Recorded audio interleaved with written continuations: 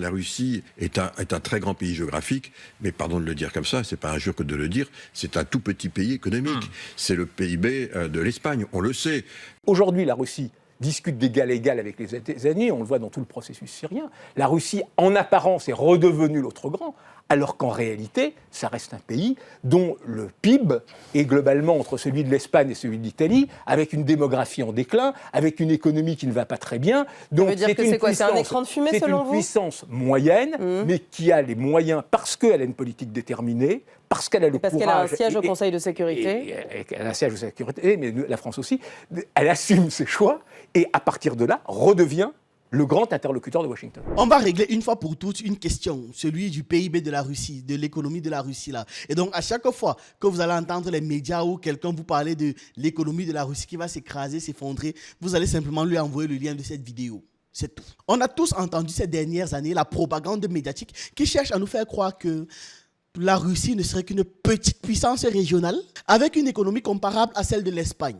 C'est totalement faux, bien sûr. C'est totalement faux. Il n'y a pas de débat là-dessus. La Russie, au moment où vous écoutez cette vidéo, elle est l'un des premiers producteurs mondiaux de gaz et de pétrole. Et rien qu'avec ces deux ressources, gaz et pétrole, elle touche une rente colossale, énorme, phénoménale. C'est-à-dire, sans rien produire de plus, la Russie encaisse chaque jour 300 millions d'euros de l'Union européenne et d'autres pays, uniquement grâce aux ventes de ces deux denrées, pétrole et gaz. Cela représente 9 milliards d'euros par mois. On parle d'un pays qui extrait environ 10,5 millions de barils de pétrole par jour en 2025. À 95 $ le baril, ça équivaut à peu près à 1 milliard de dollars de revenus quotidiens pour une population d'environ 146 millions d'habitants. À titre de comparaison, le Nigeria, premier producteur de pétrole africain, produit 1,8 million de barils par jour pour 220 millions d'habitants. Est-ce que vous voyez l'écart? Est-ce que vous réalisez l'écart? 10,5 millions de barils par jour de pétrole produit pour 146 millions d'habitants. 1,8 million de barils de pétrole produits par jour au Nigeria pour 220 millions d'habitants. L'écart est abyssal. L'écart est colossal, mais c'est simplement une comparaison de richesse que vous devez avoir. On est juste là sur le pétrole et le gaz.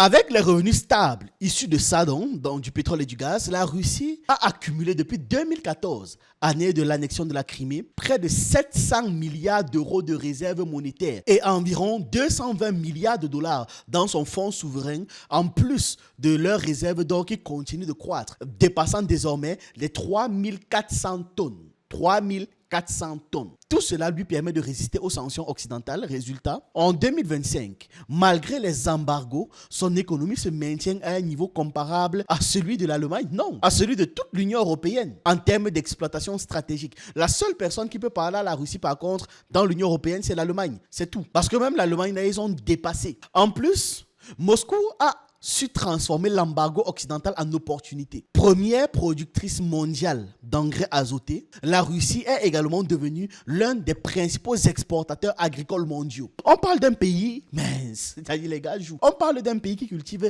125 millions d'hectares de terre. Si on compare à la France ne produit que 17 millions, et le Canada 36 millions. La Russie 125 millions. En moins de 10 ans, elle s'est hissée au rang de premier producteur mondial de blé, d'avoine, de seigle, de betteraves et de tournesol. Et surtout, la Russie a consolidé ses marchés clés comme l'Égypte, l'Algérie et la Turquie, mais surtout la Chine. Sauf que dans les trois premiers cas, Égypte, Algérie et Turquie, c'était avant des grands clients du blé français. Maintenant, ce sont des grands clients du blé russe, en plus de la consommation de la Chine qui a quand même plus d'1,5 milliard de population qu'il faut nourrir. Fun fact intéressant à savoir, toujours pour comparer les PIB là. Quand Vladimir Poutine est arrivé au pouvoir, la Russie était dans un état catastrophique. L'inflation russe était à 90% en 1999. Elle a rapidement chuté à 7% dès 2005. En à peine 5 ans, il est quitté de 90 à 7%. La dette extérieure de la Russie, qui représentait 150% du PIB en 1998, est descendue à environ 12% aujourd'hui. Vous voulez qu'on compare avec la France? Devinez un peu. La France, c'est 113% du PIB. Et l'Italie, c'est 145%. Et les deux, je vous donne les chiffres de 2025. En réalité, la Russie se porte très bien, extrêmement bien. Elle ne souffre de rien. Mais ce sont les médias occidentaux qui essaient de nous faire croire un tas de mensonges. L'économie russe se porte bien. Et ça, c'est malgré la guerre. Donc imaginez un peu en temps de paix. Et l'économie russe se porte si bien que la Russie a annulé la dette de plusieurs pays africains et financé à hauteur de 12 milliards d'euros des infrastructures énergétiques et nucléaires dans des pays européens. Parfois là où même l'Union européenne ne pouvait pas mobiliser tous les fonds, la Russie a payé cash, argent comptant. Même l'Allemagne, première puissance économique de l'Union européenne, n'a pas été capable de réaliser de tels gestes stratégiques. Mais la Russie l'a fait. C'est pour ça que je vous ai dit que le seul capable de parler à la Russie, c'est l'Allemagne. Mais malgré tout, ils ne sont pas à la même table. Ce n'est pas le même niveau de richesse. C'est honteux que dans une émission sérieuse du soir sur LCI, on puisse dire des sornettes pareilles, et j'ai entendu la même chose sur BFM et partout ailleurs. En fait, le vrai PIB russe, on devrait le calculer comme Bloomberg ou le FMI, en parité de pouvoir d'achat. En parité de pouvoir d'achat, la Russie est à peu près à 5 000 milliards de dollars, alors que on la classe à 2 000 milliards, même pas, moins que la France. En fait, elle est 4e ou 5e mondiale en PIB, la Russie, en parité de pouvoir d'achat, qui est beaucoup plus juste. Egor Gaillard, un individu né à Moscou, le 19 mars 1956, c'était un ancien premier ministre russe. Et il expliquait dans son livre « La chute d'un empire » paru en 2006 que l'URSS s'est effondrée non pas seulement à cause de la rigidité de son économie planifiée, mais surtout parce que son produit d'exportation principal, le pétrole, était tombé à son plus bas niveau, à 10 $ le baril en 1986. Aujourd'hui, la Russie bénéficie d'un pétrole proche de 100 $ le baril, ce qui lui garantit un flux continu de revenus stratégiques, d'argent. Et même si, par hypothèse, l'économie russe ne faisait que la taille de l'Espagne, ça ne justifierait absolument en rien l'arrogance occidentale ni leur obsession à vouloir humilier Moscou en ignorant ses exigences de sécurité. Ça ne justifie en rien. Ce n'est pas parce que tu es un pays avec une petite économie qu'on doit t'humilier, qu'on ne doit pas respecter ta souveraineté. Et en plus, dans tout ça, c'est que les Occidentaux se trompent lourdement. Et cela pour une raison simple. Leurs idéologues et leurs stratèges de la démocratie libérale sont pour la plupart des littéraires. Ce sont des juristes. Ce sont les théoriciens des mots, des blablateurs. Bien souvent, ces filières de lettres académiques accueillent ceux qui n'avaient pas le niveau pour pouvoir poursuivre en sciences exactes. Résultat, on a beaucoup de dirigeants en Europe et en Amérique qui sont tout simplement des profils médiocres dès le départ. Parce qu'ils sont incapables de raisonner avec la logique et la rigueur mathématique. Eux, ils raisonnent avec des mots, des fantasmes, des idées, des idéaux. C'est comme ça qu'on les a appris à raisonner dans leur filière académique. Avec rien d'autre que des idées. Avec rien d'autre que de l'immatériel, de l'inconcret. Et aujourd'hui, on entend plein de phrases. Oui, vous êtes peut-être des ingénieurs, mais ce sont les littéraires qui dirigent le monde. Je ne sais pas comment quelqu'un peut dire ça, il est droit dans ses bottes. Ça n'a aucun sens. En fait, ce sont des gens qui ont simplement démontré qu'ils étaient incapables de réfléchir avec logique. Ils ne doivent absolument pas arriver à des postes aussi stratégiques. Mais bon, ainsi va leur monde. Bref, en fait, où est-ce que je vais en venir? Quel est le lien avec la comparaison Russie-Espagne? Ces soi-disant experts confondent la puissance et la force. Dans un dictionnaire, parce que c'est leur domaine d'expertise, les deux mots sont des synonymes. Mais dans le langage militaire et stratégique, ce sont des notions qui n'ont rien à voir. Ce sont des notions totalement différentes. Le PIB d'un pays se mesure à sa puissance économique, alors que la force réelle d'un pays se calcule en termes de moyens militaires, missiles hypersoniques, sous-marins nucléaires, chars, chasseurs et systèmes de défense antimissiles, et j'en passe. Il y en a pléthore. Prenons un exemple. Si on additionne le PIB du Qatar, de l'Arabie Saoudite, du Koweït et des Émirats Arabes Unis, le total dépasse largement celui de la Turquie. Mais personne de sérieux ne peut en conclure que la Turquie est plus faible militairement que ces États. Ce serait d'une absurdité terrible. On est d'accord là-dessus. Le PIB d'un pays ne dit rien sur sa capacité militaire, rien du tout. Le Luxembourg, par exemple, a un PIB bien supérieur à celui de nombreux pays africains. Mais le Luxembourg ne possède qu'une armée symbolique. On parle de quelques centaines d'hommes. Face à un pays comme le Nigeria, dont l'armée est l'une des plus puissantes du continent africain, un affrontement militaire direct serait réglé en quelques heures, en très peu de temps, malgré l'écart économique entre le Nigeria et le Luxembourg. Vous voyez la différence et vous voyez le problème des théoriciens des mots. Vous voyez le problème des gens qui réfléchissent avec des concepts abstraits. C'est qu'ils mélangent tout. où ils confondent le dictionnaire à la réalité. Tout ce qui est dans un dictionnaire a été défini par des humains. Donc eux, ils se disent qu'il leur suffit de définir le monde pour que le monde soit comme ils veulent. Alors que dans la réalité, lorsque vous faites des séances dures, c'est le monde qui vous explique ses règles et vous l'appliquez simplement, vous l'appliquez froidement. De toute façon, si vous n'appliquez pas, rien ne marche. Voilà la différence philosophique. Et c'est donc la même logique avec Poutine. On parle d'un gars qui a plus de 200 000 soldats. On parle d'un gars qui a plus de 12 000 pièces d'équipement autour de l'Ukraine. Mais il peut discuter d'égal à égal avec l'OTAN. Or, le PIB de l'OTAN est 10 fois supérieur à celui de la Russie. Et il peut le faire pourquoi? Parce que c'est un gars qui est assis à la table avec un pistolet devant lui. Il utilise la force et non la puissance abstraite. Pour avoir une image en tête, je viens d'avoir le gars parfait. Dans Blacklist, vous voyez souvent les discours de Reddington quand il s'assoit et il a l'arme à main. C'est la même chose. Qu'est-ce que vous voulez? Ayez la bonté de vous asseoir. You're Raymond Reddington. Ayez ça en tête quand vous imaginez le truc. Dans la situation entre la Russie et l'OTAN actuellement, le PIB cumulé de l'OTAN perd toute son importance. Ça n'a aucune valeur. Voilà pourquoi les dirigeants américains se sont empressés d'annoncer les sanctions, même avant que Moscou ne reconnaisse l'indépendance du Donbass. Oui, déjà à l'époque. Le problème de l'Occident, c'est sa vision complètement faussée du monde. Ces gars veulent croire à un univers docile, exploitable et soumis. Mais l'exemple russe montre le contraire. Que ce soit à Hong Kong, au Mali, en Afghanistan, en Syrie, en Libye, au Niger, au Burkina Faso, à Taïwan, au Kosovo, en Côte d'Ivoire, en Géorgie ou encore en Ukraine, on retrouve toujours la même racine. L'Occident veut imposer sa lecture des faits et son modèle au reste de la planète. Et parce qu'il continue de regarder le monde avec les lunettes du 19e et du 20e siècle, l'époque de sa gloire passée, il ne comprend plus le 21e siècle. Cette mauvaise perception le conduit à une guerre permanente,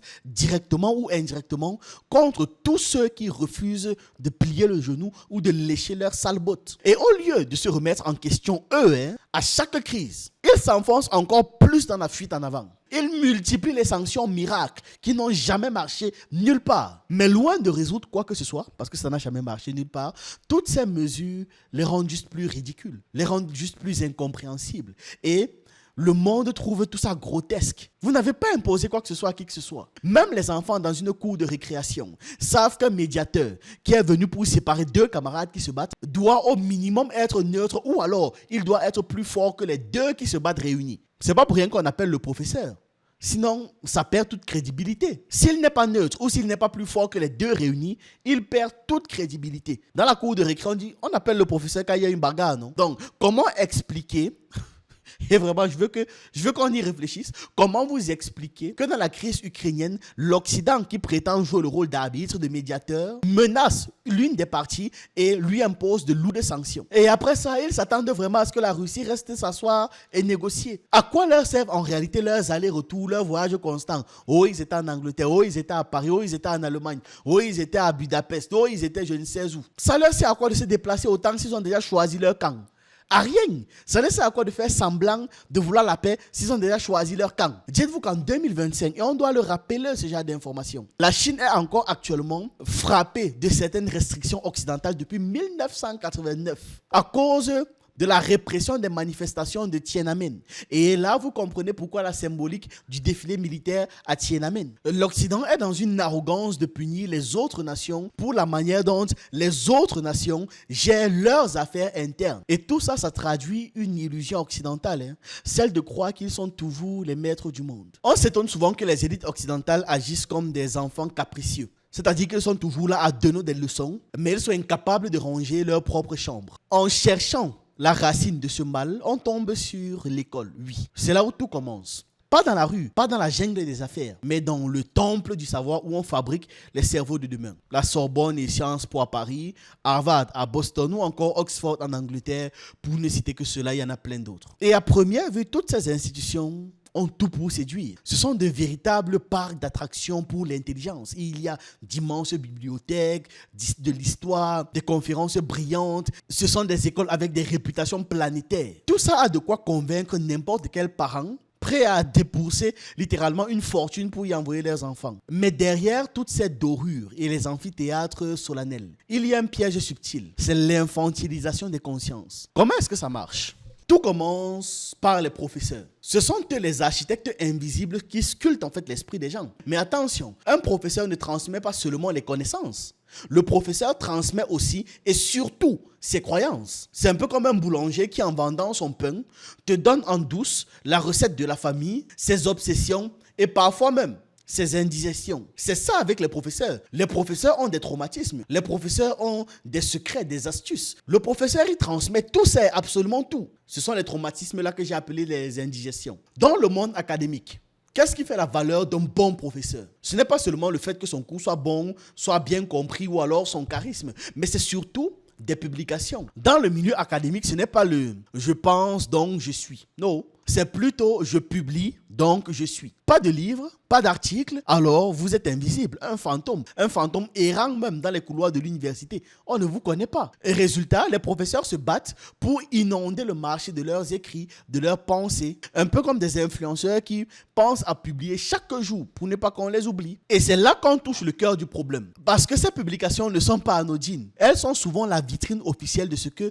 eux-mêmes pensent, eux-mêmes croient. Tous ces universitaires-là. Et ce sont ces mêmes écrits qui alimentent les cours des futurs dirigeants occidentaux, mais aussi les stratégies des gouvernements eux-mêmes. Prenons un cas par exemple, celui de Brzezinski, le stratège. Jusqu'à présent, ce sont les stratégies de Brzezinski en termes de politique extérieure américaine qui sont appliquées. Le fait de déclarer la Russie comme étant un ennemi et de vouloir séparer la Russie de la Chine. Jusqu'à présent, c'est encore ce qui est appliqué de manière quasi religieuse, Alors que depuis le temps, il pouvait leur venir à l'esprit d'avoir un autre fonctionnement, mais non. Ils ont lu Brzezinski, ils ont eu les conseils et les recommandations de Brzezinski. Résultat, ils agissent comme Brzezinski l'a pensé. C'étaient leurs élèves. Ils agissent comme le professeur le souhaite. Le professeur leur a donné ses indigestions. En clair, vraiment très clairement, les bouquins de professeurs finissent par devenir la feuille de route des présidents, des banquiers centraux et de tous les diplomates. Prenons un autre exemple. Dans les années 90,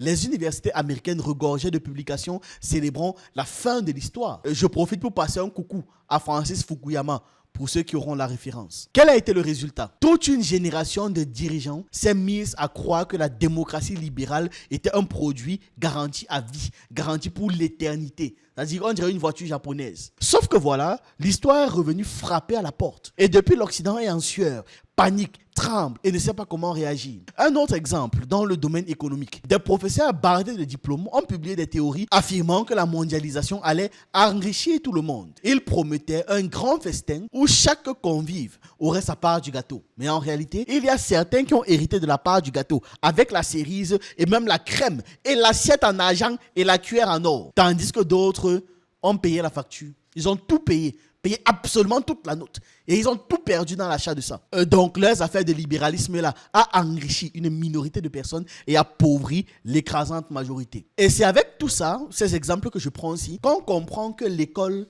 n'est pas juste un lieu neutre d'apprentissage. C'est une usine idéologique où on imprime dès le plus jeune âge une vision du monde aux gens. Les grands professeurs, qu'ils soient d'Oxford ou d'Harvard, ne sont pas seulement des savants, ce sont aussi des influenceurs du pouvoir, des TikTokers en cravate en gros. Et eux, leur boulot, c'est de forger la manière de penser de ceux qui demain vont décider des guerres, des traités, des crises financières et de nos vies. Mais attention, ce phénomène ne s'arrête pas aux frontières de l'Occident. Parce que, devinez où vont se former en grande partie les élites africaines. Dans les mêmes écoles, Sorbonne, Harvard, Oxford, Sciences Po, bref. Nos présidents en Afrique, nos ministres boivent exactement à la même fontaine idéologique que les dirigeants occidentaux. Et quand ils rentrent au pays, c'est avec une tête bien pleine, mais calibré pour servir le maître, calibré pour servir le logiciel du maître, le fantasme du maître. Résultat, nous avons des dirigeants africains qui parlent comme des manuels importés, obsédés par la bonne gouvernance, façon Banque mondiale,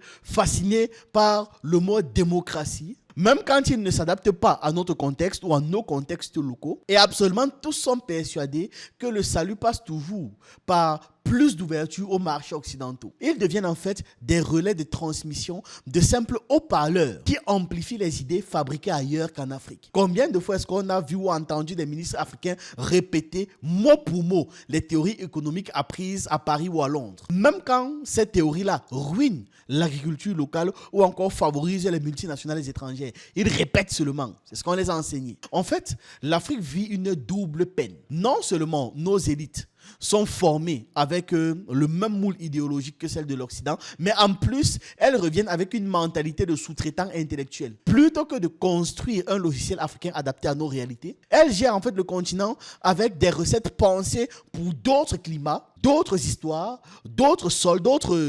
reliefs en gros, et d'autres intérêts qui n'ont rien à voir avec nous. Et c'est pourquoi quand l'Occident trébuche, l'Afrique tombe une fois. Parce que nos dirigeants, en bons élèves disciplinés, continuent simplement d'appliquer les leçons des professeurs occidentaux, même si ces leçons nous mènent droit au mur, droit au ravin, droit à la catastrophe ou droit à tout ce qui est négatif. Bref, si aujourd'hui on s'étonne que les élites occidentales prennent des décisions absurdes, contradictoires ou même parfois franchement débiles, il ne faut pas chercher plus loin. Leurs cerveaux ont été moulés dès l'université, calibrés par des professeurs plus soucieux de publier que de transmettre réellement de la complexité. Au final, que ce soit Harvard, Oxford ou Sciences Po, tous ne se contentent pas simplement de fabriquer des diplômés. Ils fabriquent des croyants, des disciples d'un dogme. Et tant que nos élites iront chercher leur diplôme dans ces temples sans esprit critique, elles reviendront avec un cerveau sous garantie, mais une garantie made in Occident.